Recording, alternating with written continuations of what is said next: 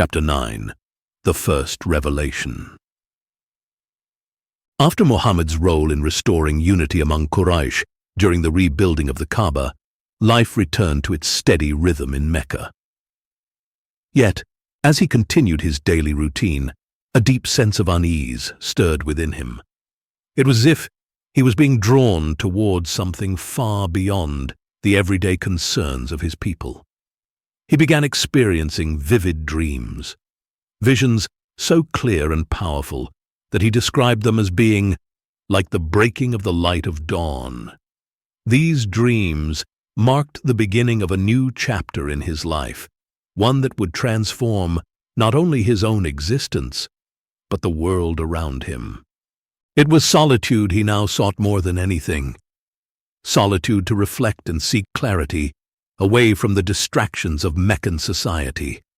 The mountains surrounding the city seemed to call to him, and he started retreating to a small cave in Mount Hira. There, in the stillness, he could immerse himself in worship, free from the restlessness of the city. This practice of retreat was not uncommon. His forefathers had often withdrawn into the solitude of the desert to worship the one true God, a practice carried down from the time of Abraham. With a few provisions in hand, he would spend several nights alone in his secluded refuge, devoting himself to contemplation and prayer.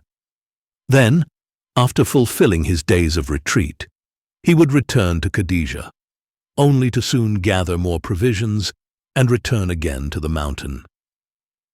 As these retreats became more frequent, he began to notice something extraordinary. On his way to Hira, he would hear a voice say, "Peace be on thee, O messenger of God."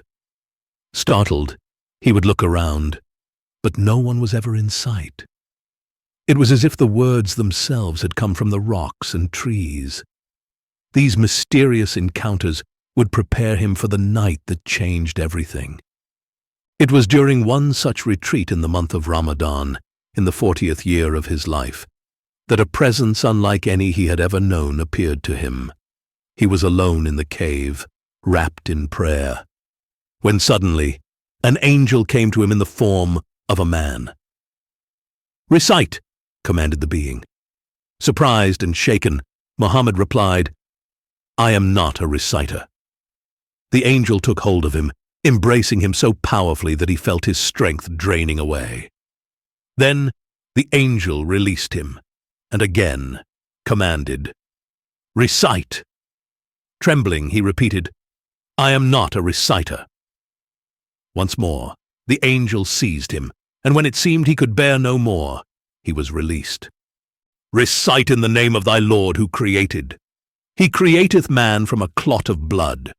Recite, and thy Lord is the most bountiful, he who hath taught by the pen, taught man what he knew not." The words flowed effortlessly from his lips, as though they were etched upon his very soul. He felt them imprinted on his heart, every syllable resonating with truth and purpose. Overwhelmed by what had just happened, he stumbled out of the cave, his heart pounding. Had he been touched by something evil? Was he losing his mind? Halfway down the mountain, a voice called out to him, "O Muhammad, thou art the messenger of God, and I am Gabriel." He looked up, and there, filling the entire horizon, stood the angel, Gabriel, in his true form. Wherever Muhammad turned, the angel was there, spanning the sky from east to west, repeating, "O Muhammad, thou art the messenger of God, and I am Gabriel." The prophet stood rooted to the spot, staring at this magnificent sight, until finally the angel turned away, disappearing from view. Still quaking with fear, Muhammad descended the slope and hurried home. "Cover me! Cover me!" he cried to Khadijah as he collapsed onto his couch. She quickly wrapped him in a cloak, her heart racing with worry. When he regained his composure, he described to her everything he had seen and heard. Though shaken herself, Khadijah's faith in him never wavered. She comforted him, assuring him that God would never forsake someone like him, a man known for his truthfulness, compassion, and integrity. Not knowing who else to turn to, she sought the counsel of her cousin, Warka, a man of wisdom and knowledge of the scriptures.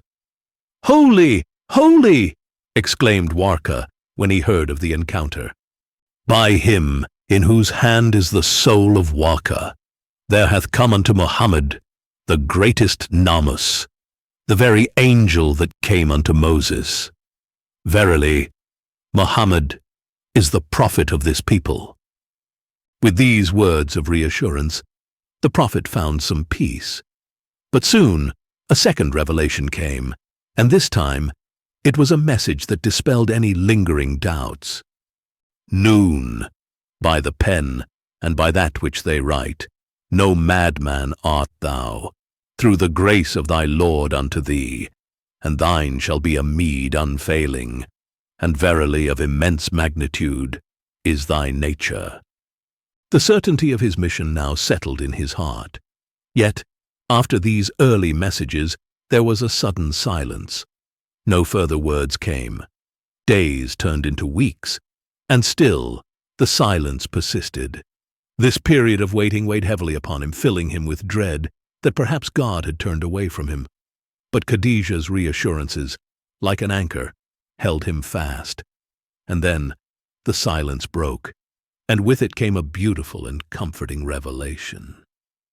"By the morning brightness, and by the night when it is still, thy Lord hath not forsaken thee, nor doth he hate thee. And the last shall be better for thee than the first, and thy Lord shall give and give unto thee, and thou shalt be satisfied. Hath he not found thee an orphan and sheltered thee, and found thee astray and guided thee, and found thee needy and enriched thee? So for the orphan, oppress him not, and for the beggar, repel him not, and for the bountiful grace of thy Lord, proclaim it." This was only the beginning, for now the path of prophethood lay open before him, and his mission to guide and awaken his people had just begun.